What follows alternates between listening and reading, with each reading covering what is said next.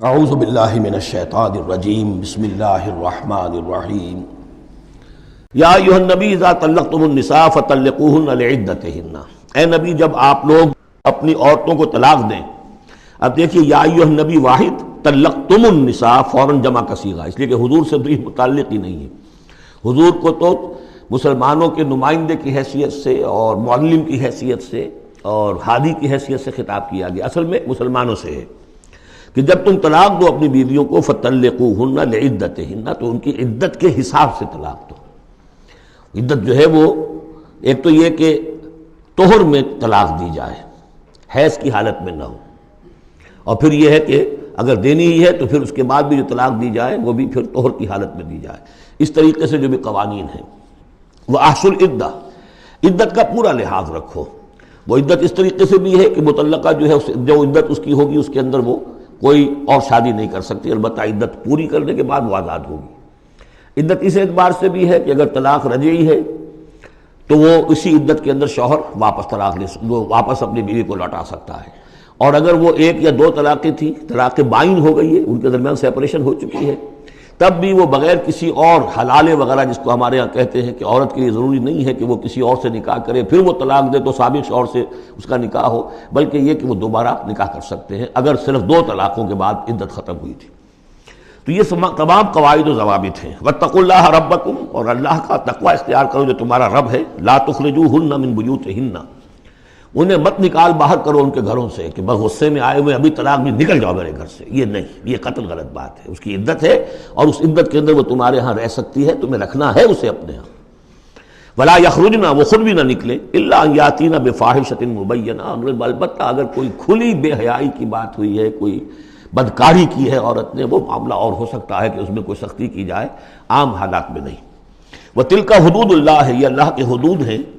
ومن یتعد حدود اللہ، اور جو اللہ کی حدود سے تجاوز کرے گا فقد ظلم نفسہ، تو اس نے تو اپنے اوپر بڑا ظلم کیا. لا تدری لعل اللہ یحدث بعد ذلک امرا، تمہیں نہیں معلوم کہ شاید اس کے بعد اللہ تعالیٰ کوئی نئی صورت پیدا کر دے. غصے میں آ کے ایک طلاق دی، بیوی ابھی عدت کے اندر گھر ہی میں ہے، ہو سکتا ہے کہ وہ غصہ ختم ہو جائے، اسی میں ایک ہی طلاق دی تھی رجوع کر لیا جائے. اللہ تعالیٰ کیا پتہ ہے، اور کوئی حالات ایسے پیدا ہو جائیں، نئی صورت پیدا ہو جائے کہ اس سے آگے بات بگڑے ہی نہ. فَإِذَا بَلَغْنَ أَجَلَهُنَّ، البتہ جب عدت پوری ہو گئی ان کی جو میعاد ہے، سے اب تمہیں فیصلہ کرنا ہوگا. فَأَمْسِكُوهُنَّ بِمَعْرُوفٍ أَوْ فَارِقُوهُنَّ بِمَعْرُوفٍ، یا تو اب طے کر لو کہ اگر رجوع کرنا ہے تو بس اپنے گھر میں روکو، لیکن بھلے طریقے سے. یہ نہیں کہ انہیں ستانے کے لیے کہ جو روک لیا جائے. اور فارقوہن، یا پھر ان کو چھوڑ دو، ان سے علیحدگی اختیار کر لو، وہ بھی بالمعروف، بمعروف دستور کے مطابق بھلے طریقے سے. وَأَشْهِدُوا ذَوَيْ عَدْلٍ مِّنْكُمْ، اور اس رجعت اگر تم رجوع کر رہے ہو تو دو اپنے گواہوں، دو اپنوں میں سے جو معتبر لوگ ہوں جن پر اعتماد کیا جا سکتا انہیں گواہ بنا لو کہ میں نے طلاق دی تھی، اب میں اس کو رجوع کر رہا ہوں، تو یہ دو گواہ اس کے ہیں. وَأَقِیمُوا الشَّهَادَةَ لِلَّهِ، اور یہ گواہی قائم کرو اللہ کے لیے. ذَلِكُمْ يُوعَظُ بِهِ، یہ ہے جو جس کی نصیحت کی جا رہی ہے. من کان یؤمن باللہ والیوم الآخر، اس شخص کو کہ جو ایمان رکھتا ہو اللہ پر اور یوم آخر پر. جیسے ہم نے دو جگہ دیکھا کہ حضور کا اسوہ حسنہ ہے، لیکن کس کے لیے؟ اپنی جگہ تو وہ اسوہ حسنہ کاملہ ہے، لیکن اس سے استفادہ کون کرے گا؟ من کان یرجو اللہ والیوم الآخر وذکر اللہ کثیرا. حضرت ابراہیم اور ان کے ساتھیوں کی زندگی میں بھی اسوہ ہے، کس کے لیے؟ من کان یرجو اللہ والیوم الآخر. اسی طرح یہاں فرمایا ذالک یوعظ بہ، یہ وعد اور نصیحت تو کی جا رہی ہے، لیکن کس کے لیے؟ من کان یؤمن باللہ والیوم الآخر، جو ایمان رکھتا ہو اللہ پر اور یوم آخر پر. اب اس کے بعد اس سورہ مبارکہ میں یہ بڑا عجیب مقام ہے اس اعتبار سے قرآن کا. عجیب کے معنی کیا ہے؟ دل لبھانے والا، حسین. یہاں اللہ کے تقوی کا جو مقام اور مرتبہ واضح کیا جا رہا ہے. اللہ کی نگاہ میں اگر واقعتاً حقیقی تقوی ہے، صحیح تقوی ہے، قلب کا تقوی ہے، جیسے کہ حضور فرماتے تھے اپنے دست مبارک سے 3 مرتبہ آپ نے اشارہ کیا اپنے سیرہ مبارک کی طرف. التقوی ہا ہونا، التقوی ہا ہونا، التقوی ہا، تقوی یہاں ہوتا ہے. دل میں تقوی ہے تو تقوی ہے، باقی لباس اور وضع قطع یہ ساری متقیوں کسی بنا لی اور اندر کا معاملہ نہیں ہے تو یہ بہروپ ہے، یہ تقوی نہیں ہے. لیکن حقیقی تقوی ہو تو پھر اس کا کیا مقام ہے؟ اب دیکھیے پہلی بات آ رہی ہے، وَمَن يَتَّقِ اللَّهَ يَجْعَلْ لَهُ مَخْرَجًا، جو شخص اللہ کا تقوی اختیار کرے گا اللہ اس کے لیے راستہ پیدا کر دے گا. جہاں بالکل نظر نہیں آئے گا کہ کوئی راستہ، اللہ راستہ پیدا کر دے گا. بالکل نظر نہیں آ رہا تھا موسیٰ کے ساتھیوں کو کہ اب کیسے بچیں گے، پیچھے لشکر آگے، آگے سمندر ہے، اللہ نے راستہ پیدا کیا. خود حضرت ابو بکر کا جو حال ہو گیا تھا کہ حضور اگر انہوں نے ذرا بھی دیکھ لیا، نیچے اپنے قدموں کی طرف بھی نگاہ ڈالی تو ہم نظر آ جائیں گے، آپ نے فرمایا لا تحزن ان اللہ معنا، راستہ نکالتا اللہ.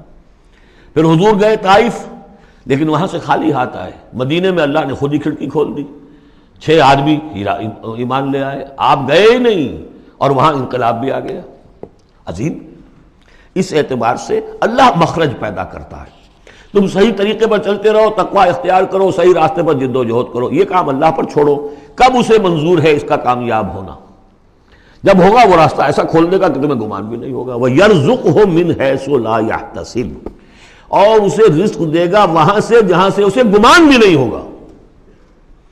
اقامت دین کی جد و جہد ہو، غلبہ دین کی جد و جہد ہو، اپنے آپ کو ان صلاتی و نسکی و محیایا و مماتی اس کا فیصلہ کرنا ہو تو سب سے بڑی رکاوٹ آتی کھائیں گے کیا؟ تو اللہ تو کہتا ہے راضی میں ہوں. ہے ایمان اور یقین اس پر؟ کر کے دیکھو تو صحیح، اس پر اعتماد تو کرو. لیکن یہ کہ اس پر اعتماد کرنا، توکل، بڑی مشکل بات ہے. وہ تو جتنا ایمان ہوگا اتنا ہی اعتماد ہوگا، اور گہرا ایمان ہوگا گہرا اعتماد ہوگا. وَمَن يَتَّقِ اللَّهَ يَجْعَل لَّهُ مَخْرَجًا وَيَرْزُقْهُ مِنْ حَيْثُ لَا يَحْتَسِبُ وَمَن يَتَوَكَّلْ عَلَى اللَّه فَهُوَ حَسْبُهُ. یہ تو ابھی تقویٰ والے کی بات ہے کہ وہ وہاں سے رزق دے گا جہاں سے اسے ملے گا بھی نہیں، اور جس نے اللہ پر توکل کر لیا تو وہ اس کے لیے بہت کافی ہو جائے گا. توکل کر کے تو دیکھو، حسبہ، وہ اس کے لیے کافی ہے. یہاں تک فرمایا ہے حدیث میں من کان فی حاجت اخیہ کان اللہ فی حاجتہ. اگر کوئی مسلمان اپنے کسی بھائی کی ضرورت پوری کرنے میں لگ رہا ہے، اپنا وقت صرف کر رہا ہے، اللہ اس کی ضرورت پوری کرنی شروع کر دیتا ہے.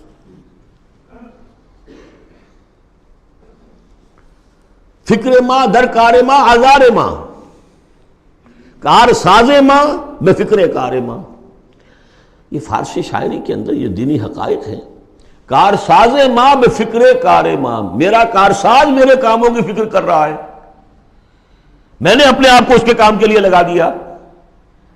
وہ دنیا میں بھی ذرا سا بھی کوئی شریف انسان ہوگا، آپ اس کے ہو جائیں وہ آپ کو چھوڑ دے گا پھر کہیں؟ شرافت ہو، مروت ہو اس میں. آپ اللہ کے بن کر تو دیکھیے. پھر وہ کارساز ہے. کارساز ماں بے فکر کار ماں، فکر ماں در کار ماں آزار ماں. جب میں اپنے معاملات کی فکر خود کرتا ہوں، کوئی نہ کوئی ٹھوکر کھاتا ہوں، کوئی نہ کوئی غلطی کرتا ہوں، آزار اپنے سر کے اوپر پیدا کر لیتا ہوں. اپنے آپ کو حوالے کرو. اس کا نام ہے تفویض الامر الی اللہ. افوض امری الی اللہ ان اللہ بصیر بالعباد. ان اللہ بالغ امرہ، اللہ تعالیٰ تو اپنا معاملہ تو پورا کر کے ہی رہتا ہے. وہ تو دین کو غالب کرنا ہی ہے. کون اس کے اندر نفع کما گیا، کون محروم رہ گیا، یہ ان کی قسمت ہے. ابو بکر اور عمر اور عثمان اور علی اور عبد الرحمن ابن عوف یہ اپنی بازی جیت گئے. ابو جہل، ابو لہب محروم رہ گئے. یہ تو اب ان کا معاملہ ہے. اللہ تو اپنی بات پوری کرا دے گا، اور اس دنیا کے ختم ہونے سے پہلے پورے کل ارضی پر اللہ کا دین غالب ہوگا. یہ ہونا ہے. دیکھنا یہ ہے کہ تم اس بہتی گنگا میں کو ہاتھ دھونے کو تیار ہو یا نہیں، یا تم محرومین کی فہرست میں اپنے آپ کو لانا چاہتے ہو. بس اپنا تن من دھن لگا دو اس کے اندر. تمہاری ہڈیوں کا چورا ہو کر بھی اس نئی تعمیر کی بنیادوں میں اگر لگ جائے تو بہت بڑی کامیابی ہے. قد جعل اللہ لکل شیء قدرا، بہت عمدہ مقام ہے. اللہ نے ہر چیز کے لیے ایک اندازہ مقرر کیا ہوا ہے. کب اللہ کی مدد آئے گی یہ بھی اس نے طے کیا ہوتا ہے. You have to qualify. Pre qualification conditions ہیں، تب مدد آئے گی. یوں نہیں آتی مدد. اپنا سب کچھ لگا دو، پھر کہو کہ اللہ میری 15 برس کی کمائی کل میدان میں نے جو ڈالی ہوئی ہے، 15 برس کی کمائی، دن کی اور رات کی کوششیں ہیں میری، صبح اور شام کی کوششیں ہیں میری، 15 برس وہ میدان میں نے لا کے ڈال دی. تب پکارو اللہ کو. اپنا مال بچا کے رکھنا ہے، اپنی مستقبل کو بھی بچانا ہے، اپنی اولاد کو بھی بچانا ہے، اور اللہ کا دین غالب ہو جائے. کہیں نام لکھا کے کسی جماعت میں شامل ہو کر بڑا تیر مار دیا، گویا کہ اللہ تعالیٰ تو جانتا ہی نہیں. کتنی کنٹریبیوشن ہے، کتنا ایثار ہے، کتنی قربانی ہے، کتنا وقت ہے، کتنی محنت ہے، اللہ جانتا ہے۔ باقی اس نے ہر چیز کا ایک اندازہ مقرر کیا ہوا ہے۔